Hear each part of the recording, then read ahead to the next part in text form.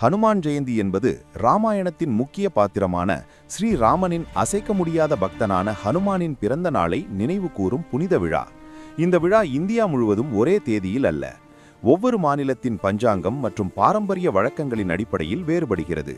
வட இந்தியாவின் பெரும்பாலான பகுதிகளில் சைத்திர மாத வளர்பிறை பௌர்ணமியில் ஹனுமான் ஜெயந்தி கொண்டாடப்படுகிறது. தெலுங்கு மாநிலங்களில் வைகாசி மாதம் வளர்பிறை தசமியில் அஞ்சனேயர் ஜெயந்தியாக அனுஷ்டிக்கப்படுகிறது. கர்நாடகாவில் மார்கசீர்ஷ மாதம் வளர்பிறை திரையோதசி அல்லது சில இடங்களில் வைகாசி மாதத்திலும் இந்த விழா நடைபெறுகிறது. தமிழ்நாடு மற்றும் கேரளாவில் தனு மாதம் எனப்படும் மார்கழி காலத்தில் இந்த வழிபாட்டு மரபு உள்ளது.